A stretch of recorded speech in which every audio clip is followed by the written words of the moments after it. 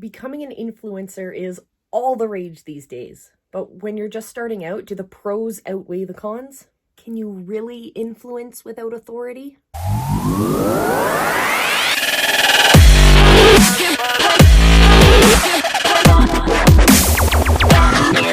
Let's talk about the disadvantages and the advantages of being new on the scene with little to no authority, influence, or clout. And then I want to share the number one biggest mistake that I was making when I was starting out that I hope you're not making right now. And last, we'll cover how to build your authority, become a more impactful influencer, grow your audience, and ascend those customers from casual viewers into raving fans. I told you we're going to talk about advantages and disadvantages to starting out. No clout, no social proof, no name to yourself, no list of contacts you can call up and get your $1 million from, right? You're starting from scratch. So how do we build that authority? How do we build that influence when you don't have that lead magnet or that great, huge email list to fall back on? You don't have a name to fall back on. It's kind of like you're on that undercover billionaire show. You're Grant Cardone, Mr. 10X, but you have no name.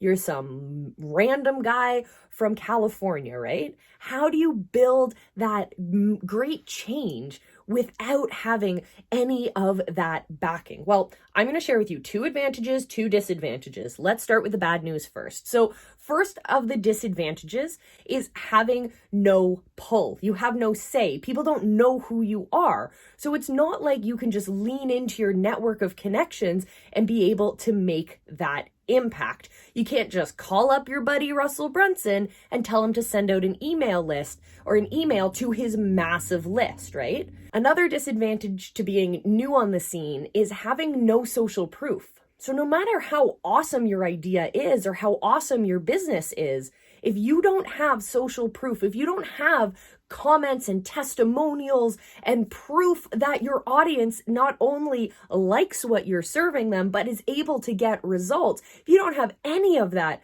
you're not going anywhere in this world. Now, there's 2 advantages that you definitely need to keep in mind when you are new on the scene, when you don't have all of that clout or that authority and you really want to tap into it. The first thing is, if you are going from nobody to known, you can make a huge entrance. Being creative, thinking outside of the box is a real benefit to you. Those who already have an established market, an established community, an established brand are going to be put into a certain kind of cookie cutter mold of what works for their audience, of what is expected of them. You don't see Russell Brunson running around in, Hawaiian shirts and crazy hats because it's not part of his brand. You don't see Russell Brunson hanging out on yachts with bikini models because it's not part of his brand. But if you're new on the scene, there aren't those expectations for you. You can be creative. You can establish yourself in a more authentic way than someone who maybe has a more established brand and is expected to fit into that mold. So go out, be creative, go get that yacht and those bikini models if that fits your expected brand that you want to put out there.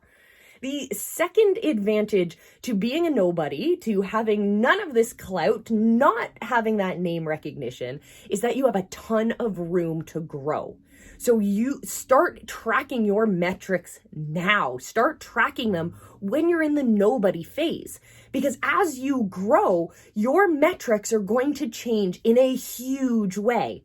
Nobody else with established brands is going to see that kind of jump in their analytics the way that you're about to see.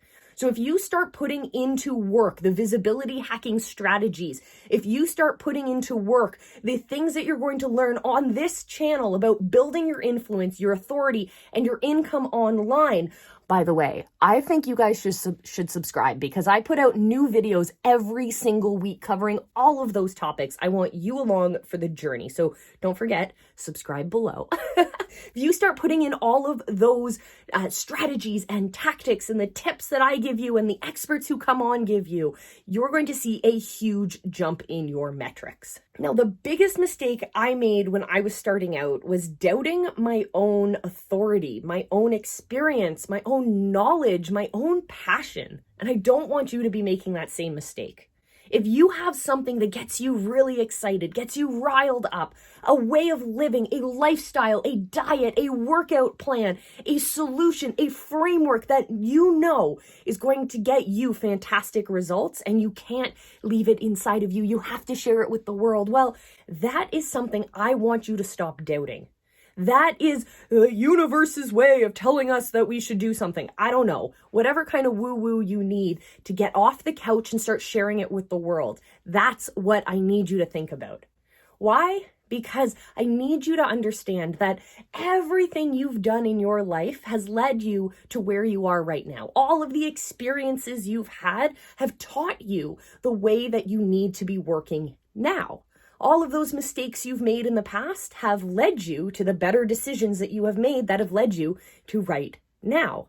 I want you to stop doubting all of those experiences, all of the education you've put in before, all of the street smarts and the book smarts and the lived experiences, because it's those moments that will craft the best stories that will help you have the best and biggest impact on your people, and ultimately have the biggest impact on the world at large.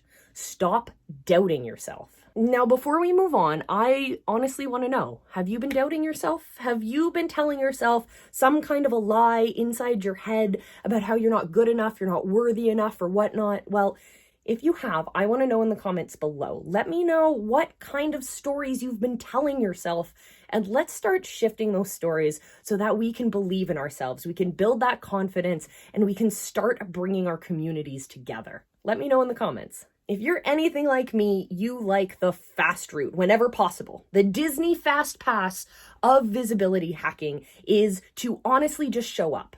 If you want to build your influence, your authority, and ultimately your income online, what you're going to need to do is actually show up for your people.